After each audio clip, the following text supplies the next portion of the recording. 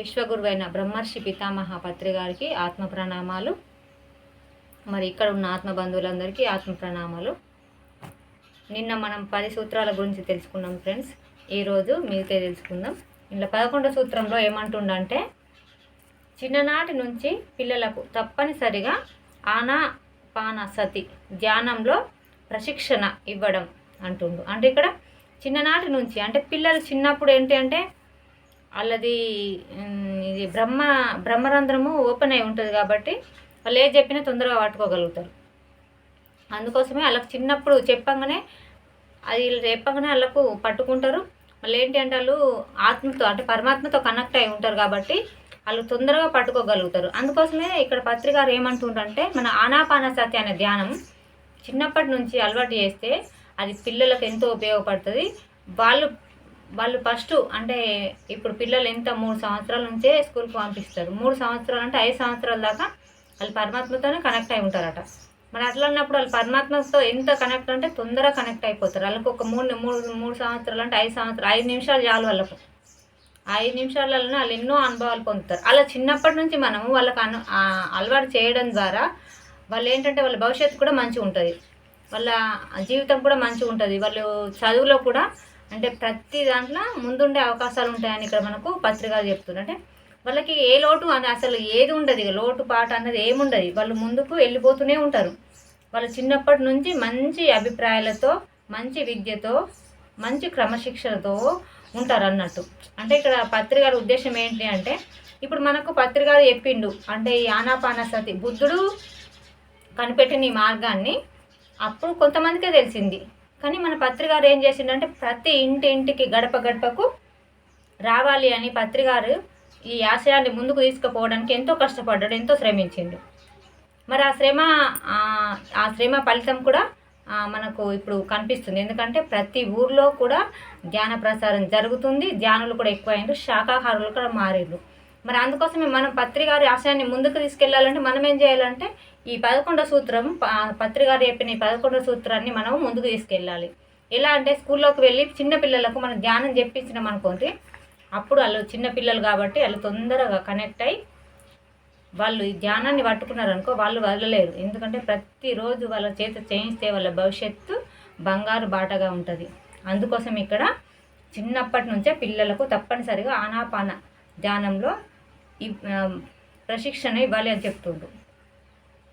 మరి అదేవిధంగా ఇక్కడ ఏమంటుండంటే 12వ సూత్రంలో ప్రతి ఒక్కరూ గురువులుగా తయారు కావడం, శిష్యులకు గాక మాస్టర్గా విరజిల్లడం అంటుండు. అంటే ఇక్కడ అంటే అందరు మాస్టర్స్ అంటే కొన్ని మనం వీడియోలలో చూస్తున్నాం. కొంచెం మంది ఏంటి అంటే నేనే గొప్ప అని గురువులు చెప్పించుకుంటారు, పాద పూజలు చేయించుకుంటుండ్రు, నేను గురువును అని ఎంతో ఇట్లా డబ్బులు తీసుకోవడం ఎన్నో రకాలుగా ఉన్నారు గురువులు. కానీ మన పత్రికారు అలా కాదు కదా. రూపాయి కూడా అంటే ఇప్పుడు మనకు రూపాయి కూడా ఇచ్చే అవసరం లేదు. మనం ఏంటి అంటే మన ఇంట్లో మనము స్థిరంగా సుఖంగా కూర్చొని మన వేళ్ళల్లో మనం పెట్టుకొని ఆనాపానసతి ధ్యానం చేస్తూ అంటే మళ్ళీ ఏమంటుండంటే గురువులా విరజిల్లుండ్రి అంటుండు. అంటే మీరంతా ప్రతి ఒక్కరు గురువులా తయారు కాండి అంటుండ. అంటే ఇక్కడ గురువు శిష్యులు తేడా లేదు, అందరూ ఒకటే. ఇక్కడ శిష్యులు గాక మాస్టర్లుగా విరజిల్లాలి అంటుండు. అంటే కొంచెం మంది ఏం చేస్తారంటే నేను గురువు నువ్వు శిష్యునివి, నేను ఎక్కువ నువ్వు తక్కువ అన్న భావనతో ఉంటారు. కానీ పత్రికారు ఎప్పుడు కూడా ఆ భావన లేదు కాబట్టి ఇక్కడ 12వ సూత్రంలో చెప్పారు ప్రతి ఒక్కరూ గురువులుగా మారాలి అని చెప్తుండు, తయారు కావాలి అంటుండు. శిష్యులు కాదు మాస్టర్గా కావాలి అంటుండు. అందరు ప్రతి ఒక్కరు మాస్టర్గా కావాలి అంటే ఇక్కడ ఈ పాయింట్ను తటవర్తి సార్ గారు గట్టిగా పట్టుకున్నారు. ఆ సార్ కూడా భీమవరంలో ప్రతి నెల 3 రోజుల క్లాసులు పెడుతుండ్రు. ప్రతి ఒక్కరిని గట్టిగా ఆ జూమ్ క్లాసులో కూడా భీమవరం రామ్మని చెప్పి వాళ్ళకు చక్కటి జ్ఞానం అందిస్తూ అందరినీ మాస్టర్గా తయారు కావాలి, మీరు కూడా మాలాగా తయారు కావాలని ప్రతి ఒక్కరికి చెప్పుకుంటూ ఈ పత్రికారి ఆశయాన్ని తటవర్తి సారు కూడా ముందుకు తీసుకెళ్తున్నాడు. అంటే మనం కూడా మన వంతు సహాయం మనం చేయాలి. అంటే మనం కూడా మరి గురువుల ఆశీర్వాదంతో మనం అందరము మాస్టర్స్గా తయారు కావాలి. ఇక్కడ 13వ సూత్రం ఏమంటుండు అంటే ధ్యాన శిక్షణ కార్యక్రమాల్లో డబ్బు తీసుకోవడం గురువులకు శిష్యుడికి మధ్య ఉండేది కేవలం స్నేహమే అంటుండు. ధ్యానం నేర్పించేది ఎట్లా అంటే ఇక్కడ ఫీజు పెట్టుడు కానీ డబ్బులు ఇవ్వడం కానీ కాదు అంటుండు. అంటే ఇక్కడ ఏమంటుండు డబ్బులు తీసుకోవడం కాదు, అంటే గురువు శిష్యుల మధ్య ఏంటంటే స్నేహమే ఉండాలి అంటుండు. అంటే నేను గురువును, నువ్వు శిష్యునివి, నువ్వు అక్కడ కూర్చో నేను ఇక్కడ కూర్చో అన్న భేదం లేకుండా స్నేహంతో, అంటే మన స్నేహంతో కలిసి ధ్యానం చేయడం వల్ల, ధ్యాన ప్రచారం చేయడం వల్ల అంటే అది ఒక మంచి స్థాయిలో ఉంటుంది అన్నట్టు ఇక్కడ మనకు సార్ ఏం చెప్తుండంటే ఇక్కడ గురు శిష్యుల మధ్య ఉండేది స్నేహమే అని చెప్తుండు. అంటే గురువు వేరే కాదు, శిష్యుడు వేరే కాదు, అంటే స్నేహంతో మనము ఉన్నప్పుడు అంటే అక్కడ ఇక భేదాలు అంటూ ఉండే అన్నట్టు అట్లా చెప్తుండే. ఏ భేదం లేకుండా మనం స్నేహంగా మెలిగితే ఏంటి అంటే మనకు ఆధ్యాత్మికంగా ముందుకు పోయే అవకాశం మరి ఎక్కువ ఉంటుంది. కాబట్టి ఇక్కడ మరి పత్రిక చెప్పినట్టు ధ్యాన శిక్షణకు ఎవరు కూడా ఫీజులు తీసుకోవద్దు.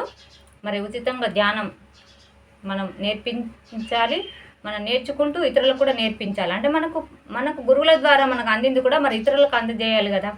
అదే మరి అందజేసే క్రమంలో ఎక్కడ కూడా డబ్బులు తీసుకోవద్దు ఇక్కడ. ఎందుకంటే 13వ సూత్రంలో అంటే సార్ ఈ 18 సూత్రాలు ఎందుకు ఇచ్చిండంటే ఎవరన్నా కకృతి పడి ఎక్కడ ఇలా పొరపాటు చేస్తారేమో అని వీళ్ళు 18 సూత్రాలు పెట్టిండు అన్నట్టు.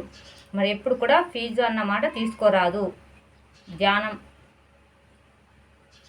శిక్షణలో. ఇక్కడ గురువులు శిష్యులు అన్న తేడా లేదు, అందరు ఫ్రెండ్స్గా ఉండాలి, స్నేహంగా ఉండాలి, స్నేహభావంతోనే మెదలాలి అని చెప్తుంది ఇక్కడ.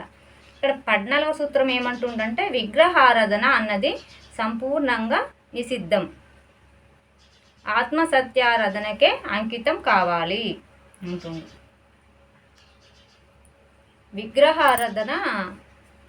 విగ్రహారాధన అన్నది సంపూర్ణంగా నిషిద్ధం అంటుండు. అంటే మనం ఇప్పుడు ప్రపంచకంగా ఉన్న వాళ్ళకు నువ్వు పూజ చేయకు, నువ్వు గుడికోకు అంటే మన లోకుండా రాళ్ళు పట్టి కొడతారు. కానీ ఏంటంటే విగ్రహారాధన ఫస్ట్ అది అవసరమే కాదు అని కాదు, విగ్రహారాధన అవసరం. అంటే మనం కూడా ఫస్ట్ పూజలు చేసి ఈ స్థాయికి వచ్చినాం, ధ్యానంలోకి వచ్చినాం. అంటే అది ఇప్పుడు అమ్మ రాజలక్ష్మమ్మ ఏమంటుందంటే పూజ తొలిమెట్టు, ధ్యానం తుదిమెట్టు అంటుంది. అంటే మనం పూజ ద్వారానే ఈ ధ్యానాన్ని తెలుసుకునే స్థితికి వస్తామన్నట్టు. అది పూజ ముఖ్యమే, కాకపోతే ఏంటి అంటే మనము పూజ అయిపోయింది. ఇప్పుడు ఎట్లా అంటే మనం ఫస్ట్ స్కూల్కి వెళ్ళేటప్పుడు ఏంటి పోయి ఆలు దిద్దుతాం. మన ఆలు పూర్తి అయినాక మరి అదే ఆలు ఉండం కదా, ఫస్ట్ క్లాస్కి వెళ్తాం, సెకండ్ క్లాస్కి వెళ్తాం, అలా 10th అయిపోతుంది. 10th అయిపోయినాక ఇంకా పై చదువులు చదువుతాం కదా. మరి ఆ విధంగా మరి పూజ కాన్ని ఆగిపోకుండ్రి అని ఇది వివరణ. అంటే గురువుల మాటలకు ఎన్నో అర్థాలు ఉంటాయి. విగ్రహారణ వద్దు అంటే అగో గిట్లా చెప్తుండు పత్రికారు, ఎందుకు మేము పూజలు ఎందుకు వేయద్దు, మరి ఇన్ని రోజులు చేసిన మా ఆచారాలు నెట్టుకోవాలి అని అనుకుంటారు. కానీ ఇందులో అర్థం అది కాదు. చెయ్యుండ్రి, మీరు పూజలు చెయ్యుండ్రి, కానీ మరీ మూఢనమ్మకంగా వేయకుండ్రి అని ఇక్కడ తెలుసుకోమని చెప్తున్నాడు అన్నట్టు. అంటే ఎలా అంటే ఇప్పుడు మనం స్కూల్కి వెళ్తే మరి ఫస్ట్ క్లాసులో ఆగిపోం కదా, మరి పై చదువులు ఎలా అవుతామో ఇప్పుడు పూజల కాన్ని ఆగిపోకుండా విగ్రహాన్ని ఆరాధన చేయకుండా మనము ఎవరమని తెలుసుకొని మనం ఆత్మలం కాబట్టి ఈ ఆత్మ సత్యారాధన చేయాలని ఇక్కడ మనకు పత్రిక చెప్తుంది అన్నట్టు.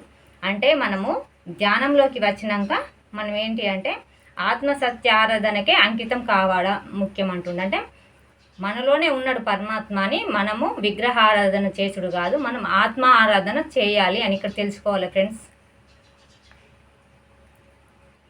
ఇక్కడ 15వ సూత్రం ఏంటి అంటే ఎవరి జీవిత సమస్యలను వారే సొంత ధ్యాన శక్తితోనే పరిష్కరించుకోవడం అంటుండు.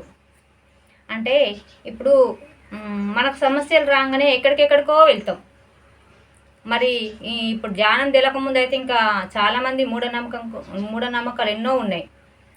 ఏ సమస్య వచ్చినా కానీ గురువుల దగ్గరికి వెళ్ళడం, పంతుల దగ్గరికి వెళ్ళడం, గుళ్ళ చుట్టూ తిరగడం, హోమాలు చేయించడం, ఇంకేంటి తాయితులు కట్టించడం, ఈ ఉంగరాలు పెట్టించడం, ఏంటో రకరకాలుగా చేస్తారు కదా. అవన్నీ అవసరం లేదు ఇక్కడ మనకు. అవన్నీ ఆ సమస్యలు అంటే మన సమస్యలు వారు చెప్పుకుంటే వాళ్ళు ఎన్నో రకాలుగా చెప్తారు. అది మనం పోవడమే మన తప్ప అసలు ముచ్చట.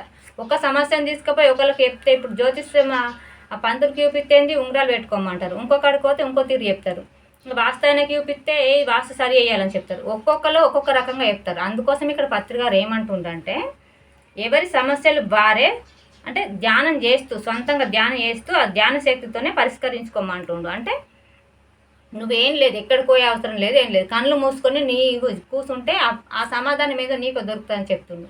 అందుకోసమే మనకి ఎంతో చక్కటి మార్గాన్ని చూపించిన మన పత్రికారికి మనం ఎంతో కృతజ్ఞతలు చెప్పుకోవాలి. మరి ఇది మనము నేర్చుకుంటూ ఇంకా 10 మందికి నేర్పించాలి. అంటే ధ్యాన శక్తి అంటే మామూలు కాదు అని తెలుసుకోవాలంటే, ఈ ధ్యానం వల్ల ప్రయోజనాలు తెలుసుకోవాలంటే మనం ఎంతో సాధన చేయాలి. అంటే ఇప్పుడు మన ఏంటి అంటే మొన్న సార్ కూడా జరిగింది చూడండి.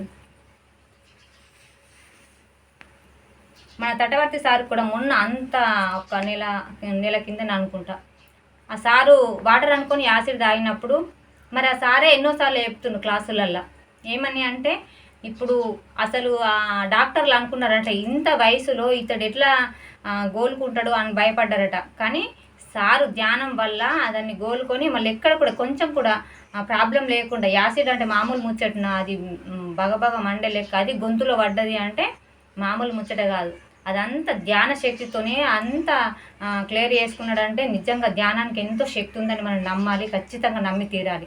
మరి ఆ సార్ ఎట్లా అంటే 2 నెలల దాకా నీకు నోట్లకు చుక్క నీరు పోవు లేదు, ఏది లేదని చెప్తే నెల లోపటినే అన్ని తినే అది ఆహారం తినే పరిస్థితికి వచ్చిందంట ధ్యానం వల్లనే అని సారు ప్రతి క్లాసులో చెప్తుండు. అంటే అంత పెద్ద గురువు మహర్షి చెప్తున్నప్పుడు అది మనకెందుకు సాధ్యం కాదు? మనం కూడా ధ్యానం చేసి మనం కూడా మన ధ్యాన శక్తితోని మన సమస్యలను మనం పరిష్కరించుకోవడానికి సాధన చేయాలి, చేసి తీరాలి.